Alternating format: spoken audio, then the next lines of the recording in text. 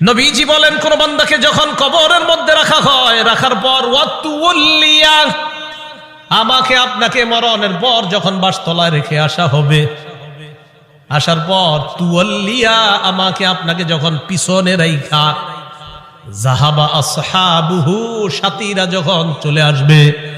একবার কল্পনা আলেন, রাতের বেলা বিছানায় যখন বালিশে যখন মাথাটা লাগানোর পর কল্পনা করেন আমি মারা গেলাম, যাওয়ার পর বাসতলায় কোন কবরের মধ্যে আমাকে রেখে আমার আত্মীয় স্বজন চলে আসছে, ব্যাপারটা কেমন একটু চিন্তা করেন। আল্লাহ নবী কয়, কোন ব্যক্তিকে কবরের মধ্যে রাখার পর তুওয়াল্লিয়া, কবরটা পিছনে রাইখা যাবা আসহাবুহু, যখন তার সাথীরা চলে আসে, বাবা চলে আসে, ভাই চলে আসে, সন্তানরা চলে আসে, আত্মীয় স্বজন সবাই চলে আসে, আল্লাহ নবী বলেন বেশি দূর যায় না, হাত্তা ইন্নাহু লা ইয়াসমাউ কুরআনি আলিহিম, আমরা যে হাইটা হাইটা আসি, আমাদের হাঁটার পায়ের জুতার আওয়াজগুলা ওই কবরবাসী শুনতে পায়। শুনে কেন শুনে জানেন? ওই মুহূর্তে তার দেহের মধ্যে আত্মাটা আল্লাহ দিয়ে দেয়। কেন দেয়? ফায়াতিয়ানিহি মালাকান, দুইজন ফেরেশতা তার কাছে আসে। এটা আবু দাউদের বর্ণনা আর বুখারীর বর্ণনা। আতাহু মালাকান ফাআকআদা, আবু দাউদের বর্ণনা ফায়ুকঈদানি, দুই ফেরেশতা এসে তারে বসায়, বসানোর পর তারে প্রশ্ন করে। এর মধ্যে তিন প্রশ্নের মধ্যে একটা প্রশ্ন হলো আল্লাহ নবীর ব্যাপারে জানতে চায়, তাকে চিনুনি?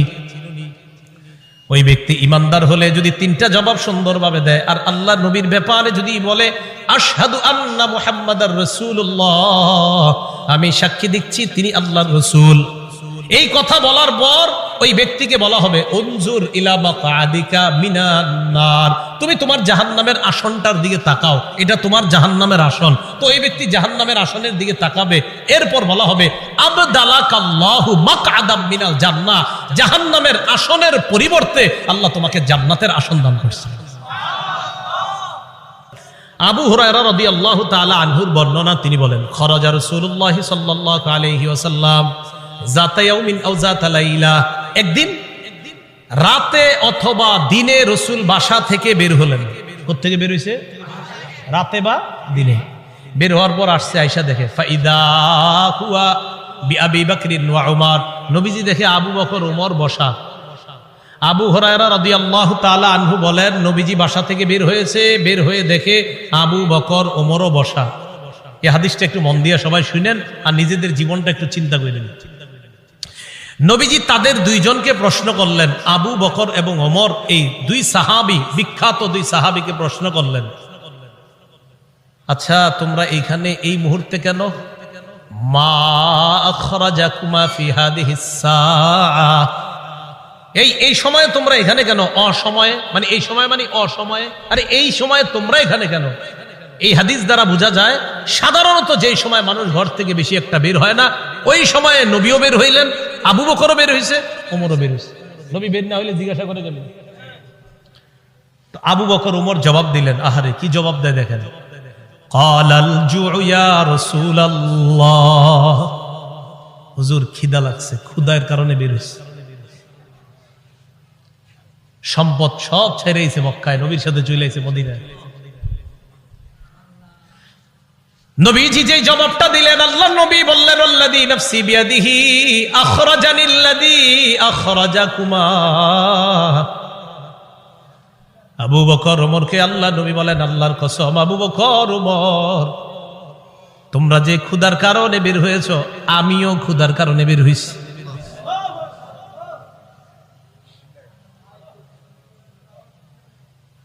আমি যখন এটা পড়ছি, বিশ্বাস করেন কি দেখেন, দুই সাহাবীর আগে বলছে কেন বেরোছো? হুজুর ক্ষুধা। নবীজি কয় আমিও তো ক্ষুধায় বেরোছি। কওমু চলো আমার সাথে চলো। ফাকামু মাআ, দুই সাহাবী আল্লাহ নবীর সাথে চললেন। ফাআতা রাজুলাম মিনাল আনসার, এক আনসারী সাহাবীর বাড়িতে গেলেন। ফাইদা হুয়া লাইসা ফি বাইতিহি, সাহাবী বাড়িতে নাই। রাআতহুল মারআ, ঘর থেকে আনসারীর বিবি দেখা ফেলছে, সর্বনাশ, আমাদের বাসায় এই তিনজনকে, আল্লাহু আকবার, মহিলা চিনে ফেলছে। ভিতর থেকে বলতেছে মারহাবা, স্বাগতম স্বাগতম। এমন মেহমান পাইলে কে স্বাগত না জানায়? আরে সাহাবী রাসূলুল্লাহ সাল্লাল্লাহু আলাইহি সাল্লাম আর আবু বকর ওমরকে যখন আনসারী সাহাবীর বিবি দেখলেন, ভিতর থেকে বলা শুরু করলেন, স্বাগতম স্বাগতম, আপনারা ভিতরে আসেন, ঘরে বসেন। নবীজি ঘরে গিয়ে বললেন, আইনা ফুলান, স্বামী কোথায়? মহিলা ভিতর থেকে জবাব দিলেন, যাহাবা ইস্তাজিবু লানা মিনাল মা, হুজুর মিষ্টি পানি আনতে গেছে আমাদের জন্য। এবার দেখেন কি হয়, ইতিমধ্যে আনসারী সাহাবী আসছে। আসার পর সাহাবী দেখে বাসায় নবীজি, আবু বকর ওমর। আচ্ছা একটু ভাবেন তো মনে মনে, ওই যুগে যদি আপনি হইতেন আর যদি বাড়িতে গিয়ে দেখতেন হঠাৎ নবীজি আর আবু বকর ওমর আপনার ঘরে,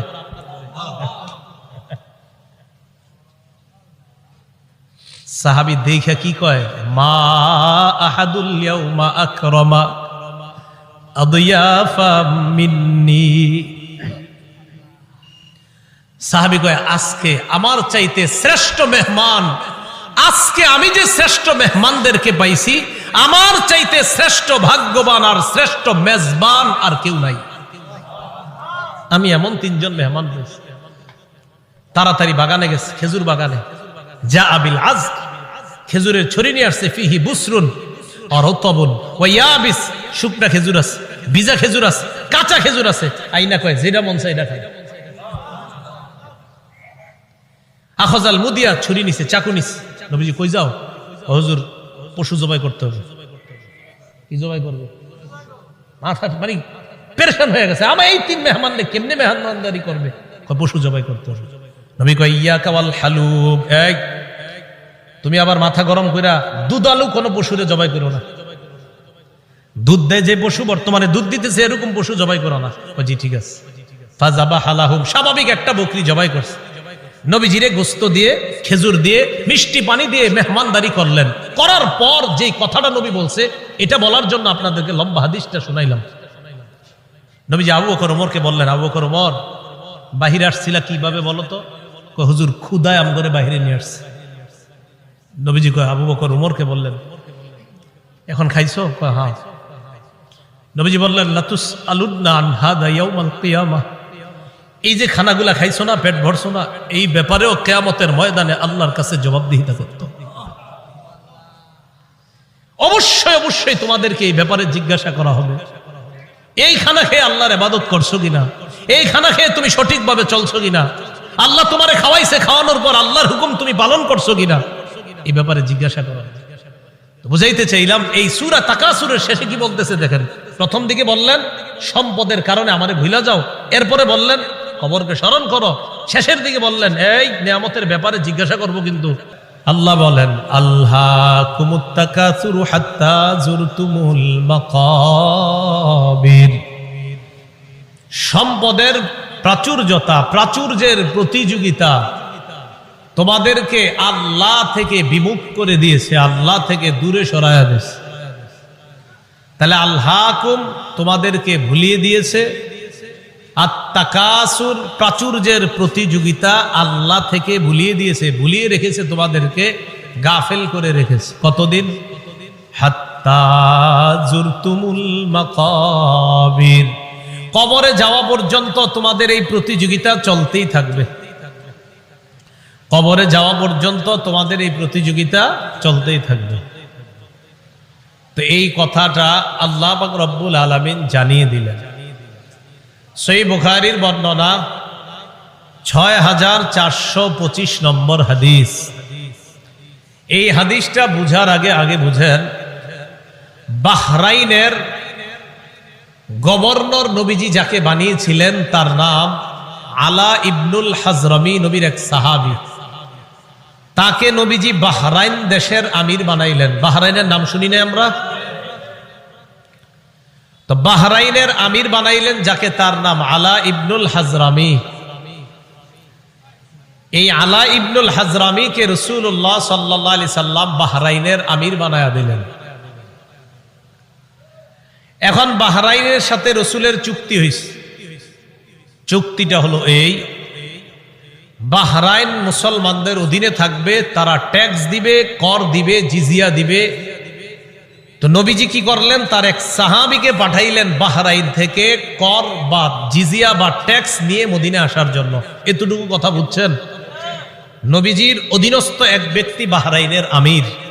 তো নবীজি মদিনা থেকে আরেক সাহাবীকে পাঠাইলেন, যাও বাহরাইনের ট্যাক্স গুলা নিয়ে আসো, গরিবদের যে গরিবদেরকে সাহায্য সহযোগিতা করবো যেগুলা দিয়ে এগুলা নিয়ে আসো। এতটুকু বুঝে থাকলে হাদিসটা বলবো। এতটুকু বুঝছি তো সবাই? আচ্ছা। আন্না রাসূলুল্লাহ সাল্লাল্লাহু আলাইহি ওয়াসাল্লাম বাআসা আবা উবাইদা ইবনুল জাররাহ ইলাল বাহরাইন ইয়াতি বিজিজিয়াতিহা।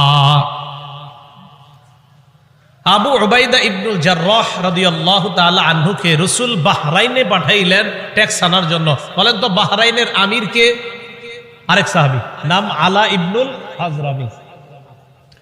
এতটুকু দরকার, খালি একটু মনে রাখেন, এক সাহাবী আমির, আরেক সাহাবীরে পাঠাইছে সম্পদ আনতে। তো তিনি গেলেন বাহরাইন। ফাকাদিমা আবু উবাইদাতা বিমালিম মিনাল বাহরাইন। আবু উবাইদা রাদিয়াল্লাহু তাআলা আন বাহরাইন থেকে সম্পদ নিয়ে মদিনায় আসলেন। ফাসামিআতিল আনসার বিকুদুমিহি। আবু উবাইদা যে সম্পদ নিয়ে মদিনায় আসলেন, আনসাররা টের পাইছে, জানতে পারছে যে নবীজির সাহাবী আবু উবাইদা সম্পদ নিয়ে মদিনায় আসছে। মদিনায় আসছে কখন? ফজরের নামাজের আগে। কখন? তাহলে বলেন তো, সম্পদ আনার পর উনি যে এখন প্রথম নামাজটা পড়বে, এটার নাম কোন নামাজ? ফজর নামাজ। মাশাআল্লাহ। ফাওয়াফাউ রাসূলুল্লাহ সাল্লাল্লাহু আলাইহি ওয়াসাল্লাম। আনসাররা যখন জানতে পারলেন আল্লাহর রাসূলের এক সাহাবী সম্পদ নিয়ে বাহরাইন থেকে মদিনায় আসলেন, ফাওয়াফাউ সালাতাস সুবহি মা রাসূলিল্লাহ সাল্লাল্লাহু আলাইহি ওয়াসাল্লাম। আনসাররা আল্লাহর রাসূলের সাথে ফজরের নামাজে শরীক হয়। ফালাম্মান সারাফা তাআররাদু লাহু। নবীজি যখন নামাজের সালাম ফিরাইলেন, সালাম ফিরানোর পর ফজরের পর দেখবেন ইমাম সাহেব মুসল্লিদের দিকে ফিরে বসে, ঠিক না? নবীজিও ফিরলেন, নবীজি তাকায় দেখে আনসারী সাহাবারা তাআররাদু লাহু, আল্লাহর নবীর দিকে সবাই মুখ করে বসা। ফাতাবাসসামা রাসূলুল্লাহ সাল্লাল্লাহু আলাইহি ওয়াসাল্লাম হিনা রাআহুম। তাদেরকে দেখা আল্লাহর রাসূল একটা মুস্কি হাসি দিলেন। কি হাসি দিলেন? মুস্কি হাসি। তো মুস্কি হাসি দেওয়ার পর কি জিজ্ঞাসা করে দেখেন, কয় সামিআতুম বিকুদুমি আবি উবাইদা ইবনুল জাররাহ ওয়া আন্নাহু জাআ বিমাল। কি ব্যাপার? আবু উবাইদা যে মদিনায় মাল নিয়ে আসছে এটা মনে হয় শুনছো, ঠিক না? সম্পদ নিয়ে আসছে এটা শুনছো, তাই না? এই জন্য আসছো? তো সাহাবীরা কয় আজাল ইয়া রাসূলুল্লাহ, হুজুর ঠিকই ধরছেন, এই জন্য আসছি। নবীজি তাদেরকে দেখে একটা মুস্কি হাসি দিলেন। নবীজি হ্যাঁ আমি বুঝতে পারছি। এবার আল্লাহ নবী বললেন, আবশিরু, সুসংবাদ গ্রহণ করো, আমিলু মা ইয়াসুররুকুম, তোমরা আশা করো যা তোমাদেরকে আনন্দিত করবে। তবে একটা কথা শোনো, মাল ফাকর আখশা আলাইকুম, তোমরা গরিব হয়ে যাবা, দরিদ্র হয়ে যাবা, এই দারিদ্রতার আশঙ্কা তোমাদের ব্যাপারে আমি করছি না। ওয়ালাকিন আখশা আলাইকুম আন তুবসাতা আলাইকুমুদ দুনিয়া কামা বুসিতাত আলা মান কানা ক্বাবলাকুম, তবে আমি আশঙ্কা করছি দুনিয়া তোমাদের সামনে এমন ভাবে বিছায়া দেওয়া হবে যেমন অতীত জামানার মানুষের সামনে দুনিয়া বিছায়া দেওয়া হয়েছে। প্রচুর সম্পদের মালিক হবা তোমরা, এটা আমার আশঙ্কা। আমি এই আশঙ্কা করি না তোমরা গরিব হবা, বরং আমি এই আশঙ্কা করছি অতীতের মানুষের মতো তোমাদের প্রচুর সম্পদ হবে। তারপর কি আশঙ্কা করি জানো? ফাতানাফাসুহা কামা তানাফাসুহা, আমার আশঙ্কা তারা যেমন সম্পদের প্রতিযোগিতা করছে তোমরাও সম্পদের প্রতিযোগিতা করবা, এটা আমার আশঙ্কা। রাসূলুল্লাহ সাল্লাল্লাহু আলাইহি সাল্লাম এই কথা বলার পর শেষের দিকে বলেন, শোনো তোমরা, আমি যে আশঙ্কা করছি তোমরা সম্পদের প্রতিযোগিতা করবা, অতীত জামানার মানুষের মতো সম্পদের প্রতিযোগিতা করবা, এক পর্যায়ে সম্পদ কি করবে তোমাদেরকে জানো? নবীজি বলেন, ফাতুলহিয়াকুম কামা আলহাতুহুম, সম্পদ যেমন তাদেরকে আল্লাহ ভুলাইয়া দিছে, তোমাদেরকেও তোমাদের সম্পদ আল্লাহ থেকে দূরে সরাইয়া দিবে। নাউজুবিল্লাহ। হাদিস দ্বারা বোঝা যায় সম্পদ বেশি হওয়া দোষের না, কিন্তু সম্পদ বেশি হইলে যদি আল্লাহরে ভুলে যায় মানুষ, এটা দোষের। সম্পদ বেশি হয়ে যদি কারে ভুলে যায়? সম্পদ দিছে কে? এখন আল্লাহ ভুলে গেছে। নবীজি বলেন, আমার আশঙ্কা অতীত জামানার মানুষ যেমন সম্পদ পেয়ে প্রতিযোগিতায় নাইমা আল্লাহরে ভুলে গেছে, তোমরাও আল্লাহকে ভুলে যাবা, এটা আমার আশঙ্কা। আল্লাহ আমাদেরকে হেফাজত করুন। তো এই কথাটাই আল্লাহ বললেন, আল্লাহকুমুত তাকাসুর, সম্পদের প্রাচুর্যের প্রতিযোগিতা তোমাদেরকে আল্লাহর ইবাদত থেকে দূরে সরে রাখছে, গাফেল করে রাখছে। কতদিন জানো? হাত্তা জুরতুমুল মাকাবির, কবরে যাওয়া পর্যন্ত এই অবস্থা চলে। মুসলিম শরীফের একটা হাদিস শোনেন, আমাদের মাদ্রাসার পাঠ্যপুস্তক অনুসারে 2958 নম্বর হাদিস, আর যারা মোবাইলে পকেটে রাখেন এই মোবাইল অনুযায়ী 7310 নম্বর হাদিস। আবার কইলা মিলেনি আছে অনেকে। তো মুসলিম শরীফের আপনারা যারা মোবাইলে অ্যাপস চালান সেটাতে 7310 দেখেন মিলবে 100%। আর আমাদের মাদ্রাসার পাঠ্যপুস্তক অনুসারে 2958 নম্বর হাদিস। এই হাদিসের মধ্যে আসছে রাসূলুল্লাহ সাল্লাল্লাহু আলাইহি ওয়াসাল্লাম বলেন, قال رسول الله صلى الله عليه وسلم يقول ابن آدم مالي مالي وهل لك يا ابن آدم إلا ما أكلت أو لبست أو تصدقت। হাদিসটা মন দিয়ে শুনেন, আগে আমার সাথে বলেন। আদম সন্তান কয় আমার সম্পদ আমার সম্পদ, নবীজি কয় তোমার সম্পদ তোমার সম্পদ। একজনে কয় আমার বাড়ি আছে, আমার গাড়ি আছে, আমার মার্কেট আছে, আমার 10টা দোকান আছে। আদম সন্তান এগুলা বলে, নবীজি কয় থুর মিয়া, তোমার মাত্র 3টা জিনিস আছে। না আমরা কই আমার 10 কাঠা জায়গা আছে, 20 বিঘা জমিন আছে, নবী কয় 3টা জিনিস আছে। এবার মন দিয়ে শোনেন হাদিসটা, বলেন আমরা বলি আমাদের এটা আছে সেটা আছে, নবী কয় সম্পদ 3টা। বলেন কয়টা? 3টা।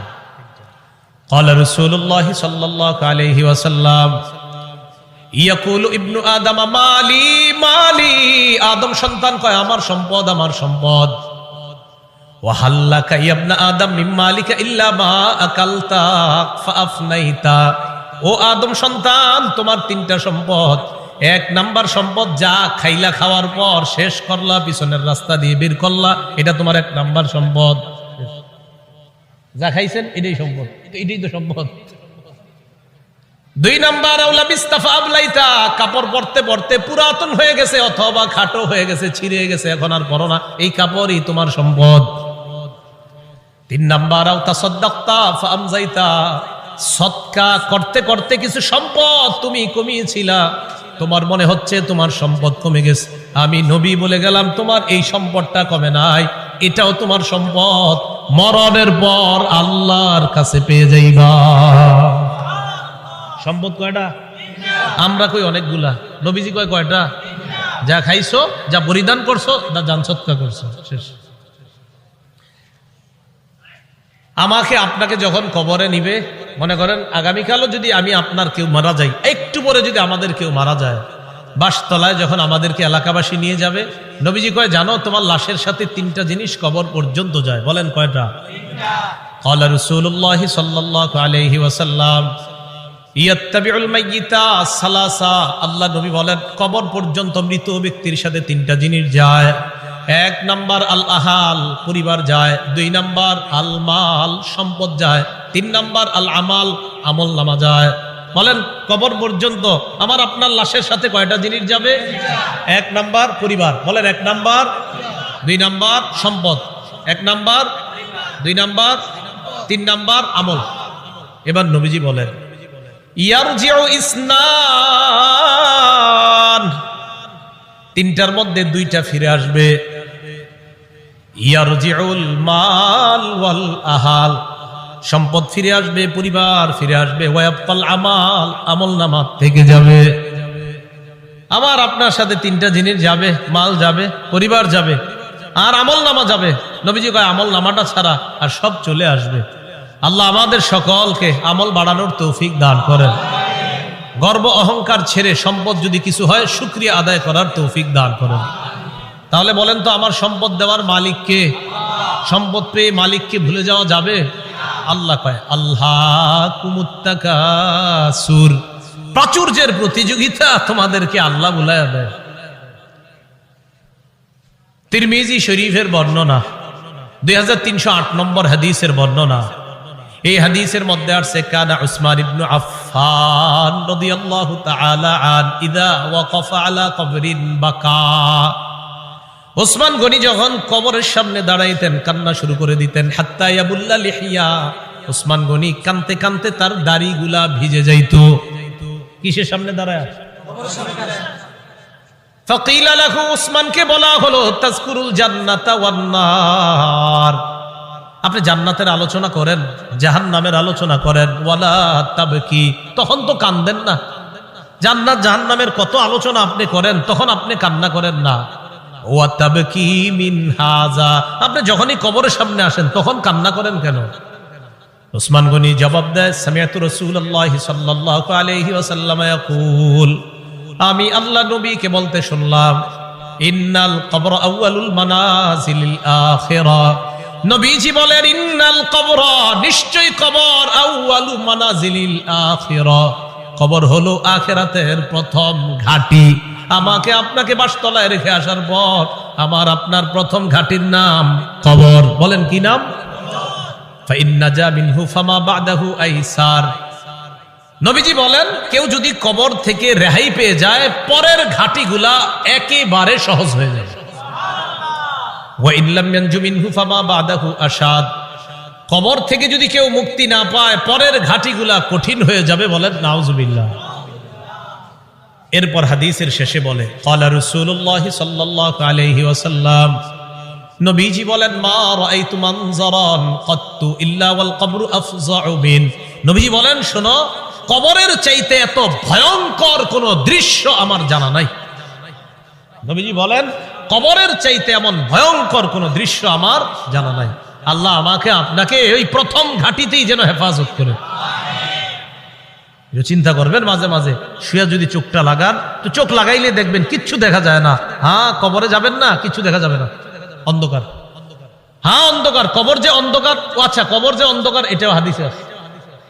কবর যে অন্ধকার এটা কোথায় আছে? হাদিসে। মুসলিম শরীফের 2104 নম্বর হাদিস, মাদ্রাসা পাঠ্যপুস্তক অনুসারে 956 নম্বর হাদিস।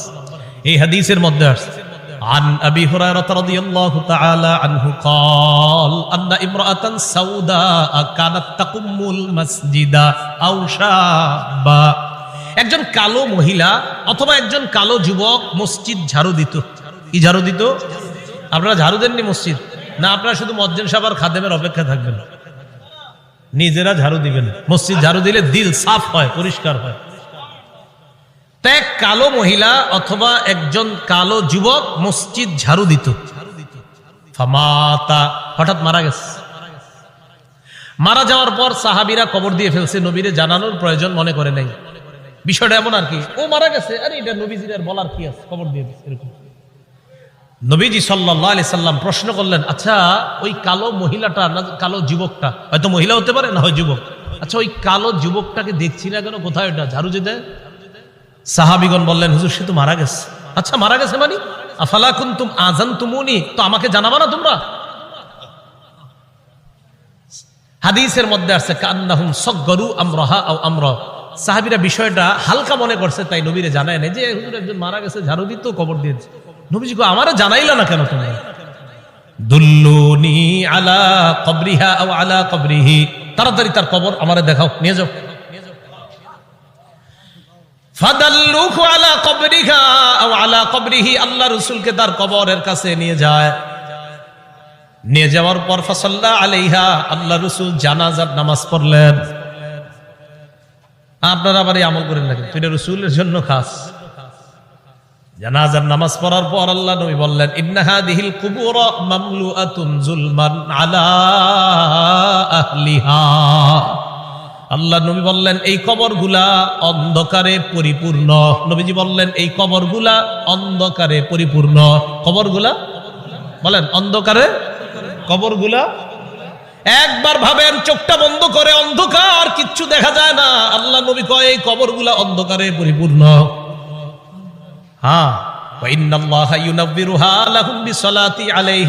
আমি আশা করি আমি আজকে নামাজ পড়ার কারণে আল্লাহ তাদের কবরগুলা আলোকিত করে দিবে। খাঁটি ইমানদার যদি হন, যদি ইমান নিয়ে যেতে পারেন, তো আপনার কবর আল্লাহ আলোকিত করে দিবেন।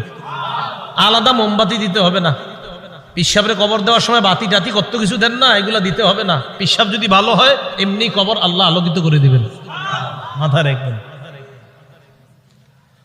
তাহলে কবর অন্ধকার একটা জগতের নাম। দুনিয়াতে থাকতে এটা আলোকিত করার ব্যবস্থা করতে হবে। আল্লাহরে বলা, আল্লাহ আমার কবরটা জান্নাতের বাগান বানায়া দিয়েন, আমার কবরটা আলোকিত করে দিয়েন। আল্লাহ বাবা মারা গেছে, বাবার কবরটা জান্নাতের বাগান বানান, বাবার কবরটাকে আপনি আলোকিত করে দেন, এইভাবে বলা। তাহলে কবর অন্ধকার জগৎ, এটা জানলাম। কবরের মধ্যে দাজ্জাল যেমন ফিতনা, দাজ্জাল দুনিয়ার জন্য সবচেয়ে বড় ফিতনা হলো দাজ্জাল। নবীজি কয় এই দাজ্জালের ফিতনার মতো কবরে কারো কারো জন্ম ফিতনা হবে, দাজ্জালের ফিতনার মতো ভয়ঙ্কর ফিতনা। মুসলিম শরীফের বর্ণনায় আসছে, মা বাইনা খালকি আদম ইলা কিয়ামিস সাআ খালকুন আকবারু মিনাদ দাজ্জাল। আদম নবী থেকে কিয়ামত পর্যন্ত যত সৃষ্টি আছে এর মাঝে সবচেয়ে ভয়ঙ্কর সৃষ্টি হলো দাজ্জাল। কে? দাজ্জাল। নবীজি কয় কারো কারো কবরের অবস্থা হবে এই দাজ্জালের ফিতনার মতো। সহিহ বুখারীর বর্ণনা 922 নম্বর হাদিস। এই হাদিসের বর্ণনাকারী আসমা বিনতে আবু বকর রাদিয়াল্লাহু তাআলা আনহা। দিয়ে আপনাদেরকে একটু পরীক্ষা করি, আলেমরা চুপ থাকবেন, অন্যরা বলবেন। আমি হাদিসটা পড়ার পর আপনাদেরকে জিজ্ঞাসা করবো একটা কথা, মন দিয়ে আগে শোনেন, তাহলে সবাই জ্ঞানীরা সচেতন ভাবে জবাব দিতে পারবেন। আগে শোনেন কি বলি, দেখেন আমি পড়ি। আন আসমা বিনতি আবি বকর সিদ্দিক রাদিয়াল্লাহু তাআলা আনহা ক্বালাত দাখালতু আলা আয়েশা। অনুবাদটা শুনেন। আবু বকর সিদ্দিক রাদিয়াল্লাহু তাআলা আনহুর কন্যা আসমা বলেন, আমি আয়েশা সিদ্দিকার কাছে প্রবেশ করলাম। আবু বকর সিদ্দিকের কন্যা আসমা বলেন, আমি আয়েশা সিদ্দিকার কাছে প্রবেশ করলাম। আলেম ছাড়া অন্যরা বলেন তো আসমা আর আয়েশা সম্পর্কে কি হয়? মাশাআল্লাহ, কি হয়? কারণ আবু বকর আয়েশা রাদিয়াল্লাহু তাআলা আনহার পিতার নাম কি? আবার আসমা রাদিয়াল্লাহু তাআলা আনহার পিতার নামও আবু। মাশাআল্লাহ। এই আসমা রাদিয়াল্লাহু তাআলা আনহা বলেন, আমি আমার বোন নবীর বিবি আয়েশা সিদ্দিকার কাছে গেলাম। যাওয়ার পর দেখি ওয়ান্নাসু ইউসাল্লুন, গিয়ে দেখি মানুষ নামাজ পড়ে। আমি আয়েশাকে প্রশ্ন করলাম, মা শাআনুন নাস, আয়েশা মানুষের কি হয়েছে, নামাজ পড়ে কেন? ফাআশারাত বিরাসিহা ইলাস সামা। আম্মা জান আয়েশা মাথা দিয়ে আসমানের দিকে ইশারা করলেন, এমনি ইশারা করলেন, মুখে কিছু কয় না। তো আসমা রাদিয়াল্লাহু তাআলা না বলেন, আয়াতুন, কোন নিদর্শন দেখা গেছে আসমানে? আয়েশা রাদিয়াল্লাহু তাআলা না বলেন, হ্যাঁ আসমানে একটা নিদর্শন দেখা গেছে। কি নিদর্শন? অন্য হাদিস দ্বারা বোঝা যায় সূর্য গ্রহণ লাগছে। কি লাগছে? সূর্য। তাই নবীজি নামাজ পড়তেছে। তো আসমা রাদিয়াল্লাহু তাআলা আনহা বলেন, আমরা যারা নারীরা ছিলাম আমরা একদম পিছনে, সবাই ওখানে আছে। হয় নবীজি নামাজটা এত লম্বা করলেন, ফাতালা রাসূলুল্লাহ সাল্লাল্লাহু আলাইহি সাল্লাম, নবীজি নামাজ এত দীর্ঘ করলেন, হাত্তা তাজাল্লানিল গাশিয়ু, আমি বেহুশ হয়ে গেছি। আচ্ছা কি পরিমাণ লম্বা হইলে একজন মানুষ বেহুশ হয়ে যায় বলেন? ওয়াইলা জাম্বি কিরবা, আমার পাশে একটা পাত্র ছিল, ফিহা মা, এটার মধ্যে পানি ছিল। ফাজালতু আসুব্বু বিনহা আলা রাসি, আমি এই পাত্র থেকে পানি নিয়ে আমার মাথায় ঢালা শুরু করলাম। এত পরিমাণ আমার মাথা গরম হয়ে বেহুশের কাছাকাছি চলে গেছে। নামাজ কি পরিমাণ লম্বা হয়েছে আল্লাহ জানে। তো আসমা রাদিয়াল্লাহু তাআলা আনহা বলেন, এক পর্যায়ে ফালাম্মান সরাফা রাসূলুল্লাহ সাল্লাল্লাহু আলাইহি ওয়াসাল্লাম হাত্তা তাজাল্লাতিশ শামস, নবীজি নামাজ শেষ করছে, ইতিমধ্যে সূর্য স্বাভাবিক হয়ে গেছে, সূর্য ঠিক হয়ে গেছে। আমি যেই কথাটা বলার জন্য আপনাদেরকে হাদিসটা শোনাইতেছি, কোনটা? দাজ্জালের ফিতনা, এটা শোনানোর জন্য। এবার দেখেন নবীজি কি বলেন। নবীজি বলেন, নবীজি নামাজের পর একটা ভাষণ দিলেন, খুতবা দিলেন, নামাজের পর ভাষণ দিলেন। ভাষণের মধ্যে নবী বললেন, মা মিন শাইইন লাম আকুন উরিতুহু ইল্লা ক্বাদ রাআইতুহু ফি মাকামি, ইতিপূর্বে আমাকে যা দেখানো হয় নাই আজকে আমি সব দেখছি। এই নামাজের মধ্যে আমি সব। নামাজটা কি শর্ট ছিল না লম্বা? নবীজি বলেন, ইতিপূর্বে আমাকে এমন যা কিছু দেখানো হয় না আজকে আমি সব দেখছি। শেষে কি কয় জানেন? হাত্তাল জান্নাহ ওয়ান নার, জান্নাত জাহান্নামও দেখছি।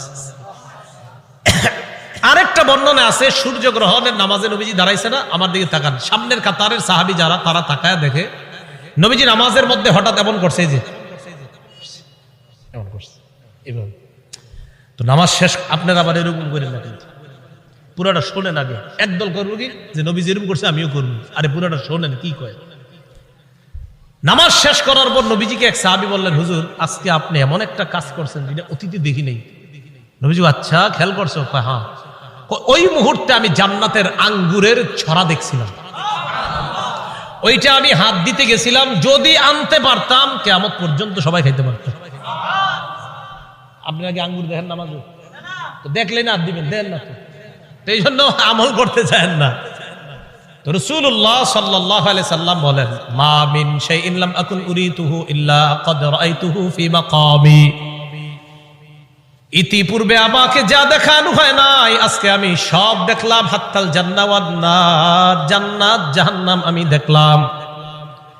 নবীজি বলেন, ইন্নাহু ক্বাদ উহিয়া ইলাইয়া আন্না, আল্লাহ রাসূল বলেন আমার কাছে এই ওহী প্রেরণ করা হয়েছে, আন্নাকুম তুফতানুনা ফিল কুবুর মিসলা আও করিবা মিন ফিতনাতি দাজ্জাল। আল্লাহ নবী বলেন আমার কাছে এই ওহী দেওয়া হয়েছে, তোমরা কবরের মধ্যে অনেক এমন ফিতনার মধ্যে পড়বা যেই ফিতনাটা হবে দাজ্জালের ফিতনার মতো ফিতনা। বলেন নাউযুবিল্লাহ। বিশ্বাস করেন দাজ্জালের ব্যাপারে আমি পড়ছি বলে আপনাদেরকে বলে বুঝাইতে পারতেছি না, তো আমি বুঝতেছি যদি দাজ্জালের ফিতনাটা হয় তো কত বড় ভয়ঙ্কর ফিতনা হবে। আমি সবগুলা কথা বললে বুঝতে পারতেন যে দাজ্জাল কতটা ভয়ঙ্কর ফিতনার নাম। রাসূল বললেন কবরে অনেকের এই ফিতনা হবে দাজ্জালের মতো, খুব ভয়ঙ্কর ফিতনা, ও কঠিন ভয়ঙ্কর ফিতনা। আল্লাহ আমাদেরকে হেফাজত করেন। তো আল্লাহ কয় এই কবর পর্যন্ত তোমরা সম্পদের প্রতিযোগিতা চলে, যেই কবরে এই অবস্থা হবে আর তোমরা সম্পদ নিয়ে ব্যস্ত আছো। সহিহ বুখারীর বর্ণনা 1372 নম্বর হাদিস।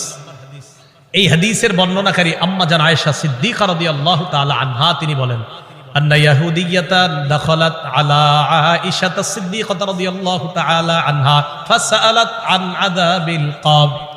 এক ইহুদি নারী আম্মাজান আয়েশার কাছে এসে কবরের আযাব সম্পর্কে জিজ্ঞাসা করছে।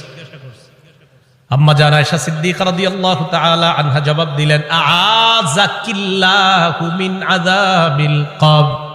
আল্লাহ তোমারে গজবে কবরের আযাব থেকে হেফাজত করুক। এটা আম্মাজান বইলা নবীজির কাছে গেছে।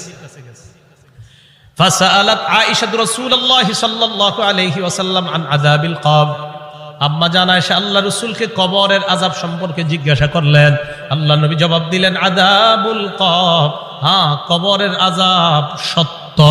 বলেন কবরের আযাব সত্য। তাহলে কবরের আযাব কি বলেন তো? সত্য। এটা নবীজি জানায়া দিলেন তার বিবিকে। সহিহ বুখারীর 1338 নম্বর হাদিস। এই হাদিসের মধ্যে আসছে, ক্বালা রাসূলুল্লাহ সাল্লাল্লাহু আলাইহি ওয়াসাল্লাম, আল আবদু ইযা উদিআ ফি কবরিহি। নবীজি বলেন কোন বান্দাকে যখন কবরের মধ্যে রাখা হয়, রাখার পর ওয়াতুল্লিয়া, আমাকে আপনাকে মরণের পর যখন বাসতলায় রেখে আসা হবে, আসার পর তুওয়াল্লিয়া, আমাকে আপনাকে যখন পিছনে রাইখা, যাহাবা আসহাবুহু, সাথীরা যখন চলে আসবে। একবার কল্পনা আলেন রাতের বেলা বিছানায় যখন বালিশে যখন মাথাটা লাগানোর পর কল্পনা করেন আমি মারা গেলাম, যাওয়ার পর বাসতলায় কোন কবরের মধ্যে আমাকে রেখে আমার আত্মীয় স্বজন চলে আসছে, ব্যাপারটা কেমন একটু চিন্তা করেন। আল্লাহ নবী কয় কোন ব্যক্তিকে কবরের মধ্যে রাখার পর তুল্লিয়া, কবরটা পিছনে রেখা, যাবা আসহাবুহু, যখন তার সাথীরা চলে আসে, বাবা চলে আসে, ভাই চলে আসে, সন্তানরা চলে আসে, আত্মীয় স্বজন সবাই চলে আসে। আল্লাহ নবী বলেন বেশি দূর যায় না, হাত্তা ইন্নাহু লা ইয়াসমাউ কুরআনি আলিহিম, আমরা যে হাইটা হাইটা আসি আমাদের হাঁটার পায়ের জুতার আওয়াজগুলা ওই কবরবাসী শুনতে পায়। শুনে কেন শুনে জানেন? ওই মুহূর্তে তার দেহের মধ্যে আত্মাটা আল্লাহ দিয়ে দেয়। কেন দেয়? ফায়াতিয়ানিহি মালাকান, দুইজন ফেরেশতা তার কাছে আসে। এটা আবু দাউদের বর্ণনা আর বুখারীর বর্ণনা। আতাহু মালাকান ফাআকআদা, আবু দাউদের বর্ণনা ফায়ুকঈদানি, দুই ফেরেশতা এসে তারে বসায়, বসানোর পর তারে প্রশ্ন করে। এর মধ্যে তিন প্রশ্নের মধ্যে একটা প্রশ্ন হলো আল্লাহ নবীর ব্যাপারে জানতে চায়, তাকে চিনুনি? ওই ব্যক্তি ইমানদার হলে যদি তিনটা জবাব সুন্দরভাবে দেয়, আর আল্লাহ নবীর ব্যাপারে যদি বলে আশহাদু আন্না মুহাম্মাদার রাসূলুল্লাহ, আমি সাক্ষী দিচ্ছি তিনি আল্লাহর রাসূল, এই কথা বলার পর ওই ব্যক্তিকে বলা হবে উনজুর ইলা মাকআদিকা মিনান নার, তুমি তোমার জাহান্নামের আসনটার দিকে তাকাও, এটা তোমার জাহান্নামের আসন। তো এই ব্যক্তি জাহান্নামের আসনের দিকে তাকাবে। এরপর বলা হবে আবদালাকাল্লাহু মাকআদাম মিনাল জান্নাহ, জাহান্নামের আসনের পরিবর্তে আল্লাহ তোমাকে জান্নাতের আসন দান করছে। তা আল্লাহ কয় এই কবরে তুমি থাকতে হবে, আমরা থাকতে হবে। আল্লাহকুমুত তাকাসুরু হাত্তা যুরতুমুল মাকাবির, কবর পর্যন্ত সম্পদের প্রতিযোগিতা তোমাদের চলছে। সূরা মুনাফিকুনে আল্লাহ বলেন ইয়া আইয়ুহাল্লাযীনা আমানু লা তুলহিকুম আমওয়ালুকুম ওয়ালা আওলাদুকুম আন যিকরিল্লাহ, হে ঈমানদারগণ, লা তুলহিকুম আমওয়ালুকুম ওয়ালা আওলাদুকুম, তোমাদের সম্পদ, তোমাদের সন্তান যেন তোমাদেরকে আল্লাহ থেকে গাফেল করে না দেয়, আল্লাহ থেকে তোমাদেরকে অলস করে না দেয়, আল্লাহকে যেন ভুলিয়ে না দেয়। ওমাইয়া ফাল জালিকা, আল্লাহ বলেন যারা সম্পদ আর সন্তানের কারণে আল্লাহরে ভুলে যাবে, ফাউলাইকা হুমুল খাসিরুন, তারা ক্ষতিগ্রস্ত। নাউযুবিল্লাহ। বলেন সম্পদ দেয় কে? 10 তলা 20 তলার বাড়ির মালিক বানায় কে? হ্যাঁ, 10 তলা 20 তলা হালাল পন্থায় হওয়াটা দোষের না, দোষ কোনটা? যে আল্লাহ মালিক বানাইছে তাকে ভুলে যাওয়া। বুঝে আসছেনি? তো আল্লাহ কয় তোমাদের এই প্রতিযোগিতা চলবে কবর পর্যন্ত। কতদিন? কবর পর্যন্ত। ক্বালা রাসূলুল্লাহ সাল্লাল্লাহু আলাইহি ওয়াসাল্লাম, নবীজি সাল্লাল্লাহু আলাইহি ওয়াসাল্লাম বলেন লা ইয়াজালু কলবুল কাবীরি শাবান ফিসনাতাইন, আল্লাহ নবী বলেন বুড়া মানুষের অন্তর 2 ক্ষেত্রে যুবক হয়। বুড়া মানুষের অন্তর যুবক হয় কয় ক্ষেত্রে? আরে বৃদ্ধ মানুষ কি বৃদ্ধ হয় না যুবক হয়? বৃদ্ধ হয়। কয় কলবটা 2 ক্ষেত্রে যুবক হয়। কোন ক্ষেত্রে? ফি হিরসিল মাল, 1 নাম্বার সম্পদের লোভ, 2 নাম্বার ওয়াতুলিল আমাল, লম্বা আশা। কি আশা? লম্বা আশা। কেউ কাকা কই যান? বয়স কত? কয় 75। কোথায় যাচ্ছেন? মসজিদে। মনটা খারাপ কেন? আর বইল না, 4টা ছেলে ইতালি থাকে, এক একজন 5 লাখ করে বেতন। 5 নাম্বার ছেলেটা বাংলাদেশে 50,000 টাকা বেতন। আরে তারে এখনো কোনো কুল কিনারা করে দিতে পারি নাই, টেনশনে আছে কাকা। রাসূলুল্লাহ সাল্লাল্লাহু আলাইহি সাল্লাম বলেন মানুষ বৃদ্ধ হয়, তার কলব 2 ক্ষেত্রে যুবক হয়। 1 সম্পদের লোভ, 2 লম্বা আশা, বড় আশা। আল্লাহ বুঝার তৌফিক দান করেন।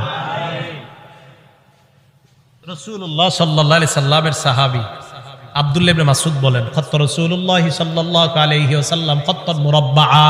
এই হাদিসটা বুঝতে হবে সবাই। নবীজি একটা চতুর্ভুজ আঁকলেন। ওই অঙ্কের ছাত্ররা কোথায়? কি আঁকলেন? চতুর্ভুজ আঁকার পর ওয়া খত্ত খত্তান ফিল ওয়াসাতি খারিজাম মিন, মাঝখান থেকে একটা দাগ দিলেন। এই দাগটা চতুর্ভুজের বাহিরে নিলেন। বলেন তো রাসূল কি আঁকলেন? মাঝখানের দাগটা ভিতরে না বাহিরে? আচ্ছা এবার দেখেন মাঝখানে ছোট ছোট কিছু দাগ দিস। এটা চতুর্ভুজ, মাঝখানে ছোট ছোট কিছু দাগ, আর মাঝে একটা বড় দাগ। এই আশেপাশে কিছু ছোট ছোট দাগ, মাঝখানে লম্বা একটা দাগ। বলেন তো লম্বাটা কি ভিতরে আছে না বাহিরে? আচ্ছা একটু বুঝছেননি কথা? সুম্মা ক্বালা রাসূলুল্লাহ সাল্লাল্লাহু আলাইহি ওয়াসাল্লাম, নবীজি বলেন হাদাল ইনসান, মাঝখানের দাগটা হলো মানুষ। মাঝখানের দাগটা ওয়াহাদাল্লাযী মুহিতুন বিহি আও ক্বাদ আহাতা বিহি আজালু, চারদিকের চতুর্ভুজটা এটা হলো তার আয়ু, জীবন। এবার বলেন চারপাশে এই যে চতুর্ভুজটা, মাঝের দাগটা বলেন, মাঝের দাগ চতুর্ভুজ, চতুর্ভুজ আয়ু মানে জীবন। এই জীবন, এটা তার জীবন, মাঝে মানুষ। দাগ কি শেষ না? মাঝে ছোট ছোট কিছু আছে। মাঝের ছোট ছোট দাগগুলা হাদিহিল আরাজ, এগুলা তার পেরেশানি, বিপদ, বালা মুসিবত, রোগ বিমারি। একটা আসে ভালো হয়, আর একটা আসে। এরকম চলেনি জীবনে? একটার পর একটা আসতে থাকে। এই আসতে আসতে এক পর্যায়ে আবার জিজ্ঞাসা করছি, চারদিকের দাগ, মাঝের দাগ, ছোট্ট ছোট্ট দাগগুলা বালা মুসিবত, বিপদ আপদ, ব্যস্ততা। মাঝখানের দাগটা কি চতুর্ভুজের ভিতরে না বাহিরে? নবীজি বলেন মানুষ মারা যায়, বাহিরে যেই দাগটা এটা হলো তার আশা। মানুষ মারা যায়, আশাগুলা থেকে যায়। আশা কি জীবনের ভিতরে না বাইরে? এই যে মানুষ, ওর আশা হলো এত বড়, ও হলো একটু। এবার বাহিরে যেটা, এটা হলো ওর আশা। নবীজি কয় মানুষের জীবন এতটুকু, মানুষটা এতটুকু, ওর আশা এতটুকু, ও মারা যায় আশাগুলা থেকে যায়। ভাই বুঝছেন নি আপনারা? আচ্ছা, তো আল্লাহ পাক রব্বুল আলামিন বলেন আলহাকুমুত তাকাসুর হাত্তা জুরতুমুল মাকাবির, কবর পর্যন্ত এই সম্পদের প্রতিযোগিতা, প্রাচুর্যের প্রতিযোগিতা তোমাদের চলতেই থাকে। আল্লাহ আমাদেরকে কবরের প্রস্তুতি নেওয়ার তৌফিক দান করেন। আচ্ছা, এরপরে দেখেন কি বলে, কাল্লা সাউফা তা'লামুন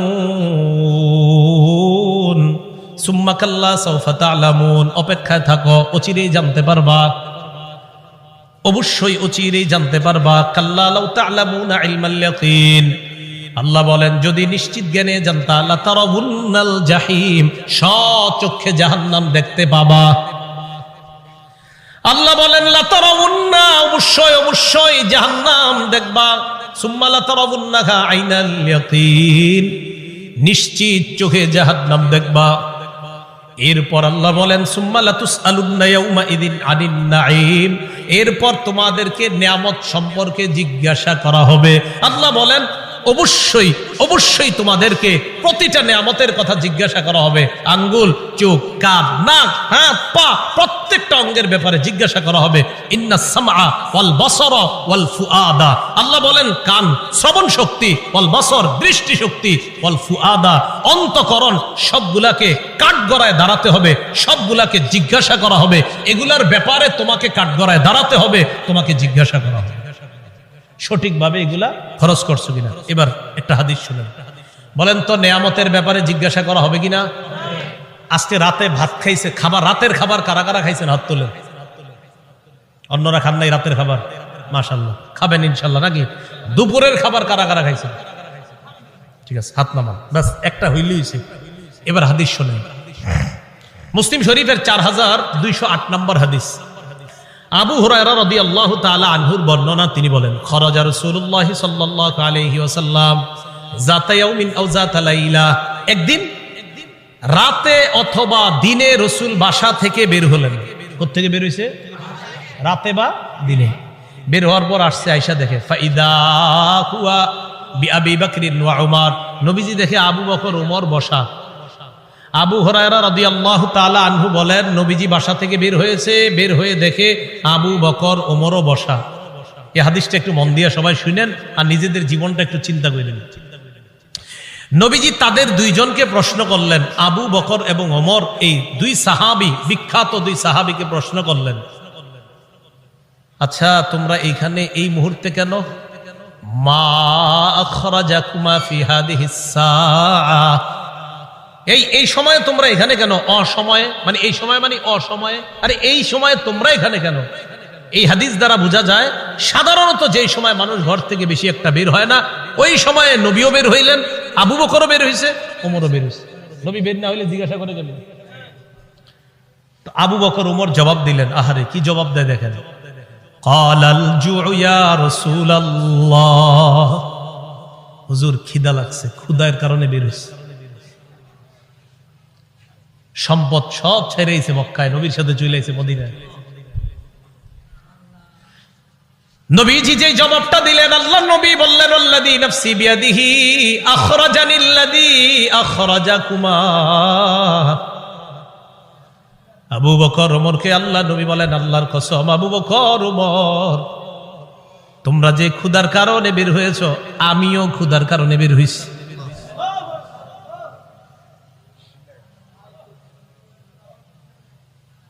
আমি যখন এটা পড়ছি, বিশ্বাস করেন কি দেখেন, দুই সাহাবীর আগে বলছে কেন বেরোছো? হুজুর ক্ষুধা। নবীজি কয় আমিও তো ক্ষুধায় বেরোছি। কওমু, চলো আমার সাথে চলো। ফাকামু মাআ, দুই সাহাবী আল্লাহ নবীর সাথে চললেন।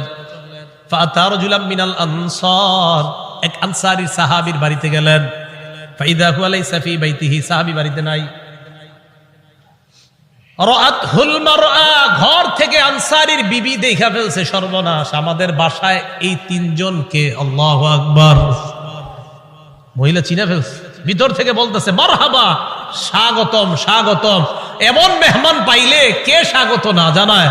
আরে সাহাবী রাসূলুল্লাহ সাল্লাল্লাহু আলাইহি সাল্লাম আর আবু বকর ওমরকে যখন আনসারী সাহাবীর বিবি দেখলেন, ভিতর থেকে বলা শুরু করলেন স্বাগতম স্বাগতম, আপনারা ভিতরে আসেন, ঘরে বসেন। নবীজি ঘরে গিয়ে বললেন, এই না ফুলান, স্বামী কোথায়? মহিলা ভিতর থেকে জবাব দিলেন, যাহাবা ইয়াস্তাজিবু লানা মিনাল মা, হুজুর মিষ্টি পানি আনতে গেছে আমাদের জন্য। এবার দেখেন কি হয়, ইতিমধ্যে আনসারী সাহাবী আসছে। আসার পর সাহাবী দেখে বাসায় নবীজি, আবু বকর, ওমর। আচ্ছা একটু ভাবেন তো মনে মনে, ওই যুগে যদি আপনি হইতেন আর যদি বাড়িতে গিয়ে দেখতেন হঠাৎ নবীজি আর আবু বকর, ওমর আপনার ঘরে,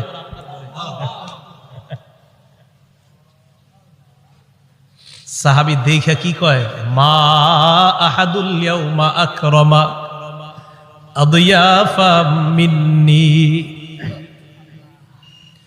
সাহাবী কয়, আজকে আমার চাইতে শ্রেষ্ঠ মেহমান, আজকে আমি যে শ্রেষ্ঠ মেহমানদেরকে পাইছি, আমার চাইতে শ্রেষ্ঠ ভাগ্যবান আর শ্রেষ্ঠ মেজবান আর কেউ নাই। আমি এমন 3 জন মেহমান পেয়েছি। তাড়াতাড়ি বাগানে গেছে, খেজুর বাগানে। যা আবিল আজ, খেজুরের ছড়ি নিয়ে আসছে। ফিহি বুসরুন আর রতবুন ওয়া ইয়াবিস, শুকনা খেজুর আছে, ভিজা খেজুর আছে, কাঁচা খেজুর আছে। আইনা কয় যেটা মন চায় এটা খায়। আখজাল মুদিয়া, ছুরি নিছে, চাকু নিছে। নবীজি কই যাও? হুজুর পশু জবাই করতে হবে। কি জবাই করবে? মাথা মানে পেরেশান হয়ে গেছে। আমার এই 3 মেহমানকে কেমনে মেহমানদারি করবে? পশু জবাই করতে হবে। নবী কয়, ইয়াকা ওয়াল হালুব, এই তুমি আবার মাথা গরম কইরা দুধ আলু কোনো পশুরে জবাই করো না। দুধ দেয় যে পশু, বর্তমানে দুধ দিতেছে, এরকম পশু জবাই করো না। জি ঠিক আছে। ফাজাবা হালাহুম, স্বাভাবিক একটা বকরি জবাই করছে। নবীজিরে গোস্ত দিয়ে, খেজুর দিয়ে, মিষ্টি পানি দিয়ে মেহমানদারি করলেন। করার পর যে কথাটা নবী বলছে, এটা বলার জন্য আপনাদেরকে লম্বা হাদিসটা শোনাইলাম। নবীজি আবু বকর ওমরকে বললেন, আবু বকর ওমর, বাহিরে আসছিলা কিভাবে বলো তো? হুজুর ক্ষুধায় আম করে বাহিরে নিয়ে আসছে। নবীজি কয়, আবু বকর ওমরকে বললেন, এখন খাইছো? কয় হ্যাঁ। নবীজি বললেন, লাতুস আলুদনা আন হাদা ইয়াউমাল কিয়ামাহ, এই যে খানাগুলা খাইছো না, পেট ভরছো না, এই ব্যাপারেও কিয়ামতের ময়দানে আল্লাহর কাছে জবাবদিহিতা করতে হবে। অবশ্যই অবশ্যই তোমাদেরকে এই ব্যাপারে জিজ্ঞাসা করা হবে। এই খানা খেয়ে আল্লাহর ইবাদত করছো কিনা? এই খানা খেয়ে তুমি সঠিকভাবে চলছো কিনা? আল্লাহ তোমারে খাওয়াইছে, খাওয়ানোর পর আল্লাহর হুকুম তুমি পালন করছো কিনা? এই ব্যাপারে জিজ্ঞাসা করা হবে। তো বুঝাইতে চাইলাম, এই সূরা তাকাসুরের শেষে কি বলতেছে দেখেন। প্রথম দিকে বললেন সম্পদের কারণে আমারে ভুলা যাও, এরপরে বললেন কবরকে স্মরণ করো, শেষের দিকে বললেন এই নিয়ামতের ব্যাপারে জিজ্ঞাসা করব, কিন্তু এত এত সম্পদ দিলাম মনে করবো না এমনি ছেড়ে দিব আমি আল্লাহ, আমি সব জিজ্ঞাসা করব। এই সূরা থেকে প্রধান 3টা আমাদের শিক্ষা। 1 নাম্বার, সম্পদের প্রতিযোগিতা করা নিষেধ। 2 নাম্বার, সম্পদ হওয়া দোষের না, কিন্তু সম্পদের কারণে আল্লাহকে ভুলে যাওয়া যাবে না, এটা 2 নাম্বার শিক্ষা। 3 নাম্বার, কবরের কথা স্মরণ করা। এই প্রধান প্রথম হলো 3টা শিক্ষা। শেষের দিকে আরেকটা, কবরে আরেকটা তোমার জগৎ, ওই জগতে তোমাকে নিয়ামত সম্পর্কে জিজ্ঞাসা করা হবে। কিয়ামতের ময়দানে তোমাকে 5 প্রশ্ন করার আগে তোমার পা 2টা সামান্য সময়ের জন্য নড়বে না। এই 5 প্রশ্ন করার জন্য আল্লাহর কাছে প্রত্যেককে দাঁড়াতে হবে। এর মধ্যে একটা হলো সম্পদ কোত্থেকে আনছো আর কোথায় ব্যয় করছো, এই কথা আল্লাহর কাছে জবাবদিহিতা করতে হবে। আল্লাহ পাক রব্বুল আলামিন আমাদের সকলকে কবরের প্রস্তুতি নিয়ে দুনিয়া থেকে যেন আমরা যেতে পারি, আল্লাহ তৌফিক দান করেন। আমিন। আখিরু দাওয়ানা আনিল হামদুলিল্লাহি রাব্বিল আলামিন। মাদ্রাসার প্রতিষ্ঠাতা যিনি, তার জন্য আমরা দোয়া করব। এলাকাবাসী সবার জন্য আমরা দোয়া করব। আল্লাহুম্মা সাল্লি আলা মুহাম্মাদি ওয়া আলা আলি মুহাম্মাদ কামা সাল্লাইতা আলা ইব্রাহিম ওয়া আলা আলি ইব্রাহিম ইন্নাকা হামিদুম মাজিদ। আল্লাহুম্মা বারিক আলা মুহাম্মাদি ওয়া আলা আলি মুহাম্মাদ কামা বারাকতা আলা ইব্রাহিম ওয়া আলা আলি ইব্রাহিম। একটা আবেদন আপনাদের কাছে হাত জোর করে করব। ঢাকা ফজরের নামাজ 4:40-এ, দেশগ্রামে কয়টায়? 40-45-এ ফজরের নামাজটা সবাই পড়বে। এত রাত পর্যন্ত এই সময়ে বয়ান করাটা উচিত হয় না আসলে। 10টা, 10:30টার মধ্যে বা 11টার মধ্যে সর্বোচ্চ শেষ হওয়া উচিত ছিল, যেহেতু রাত ছোট। আল্লাহর হস্তে আপনারা ফজর নামাজটা পড়বেন তো ইনশাআল্লাহ? আমারে কিন্তু দাঁড় করেন না আল্লাহর সামনে, আল্লাহর হস্তে আপনারা ফজরের নামাজটা পড়েন সবাই। এই মাহফিল একটু বেশি হয়ে রাত হয়ে যাওয়ার কারণে যেন এই কথা আল্লাহর কাছে বলতে না হয় যে আল্লাহ মাহফিল এত রাত হইল কেন, এর লেগে আমি ফজর পড়ি না। আল্লাহর হস্তে আপনারা সবাই ফজরটা পড়বেন। জি। আল্লাহুম্মা সাল্লি আলা মুহাম্মাদি ওয়া আলা আলি মুহাম্মাদ কামা সাল্লাইতা আলা ইব্রাহিম ওয়া আলা আলি ইব্রাহিম ইন্নাকা হামিদুম মাজিদ। আল্লাহুম্মা বারিক আলা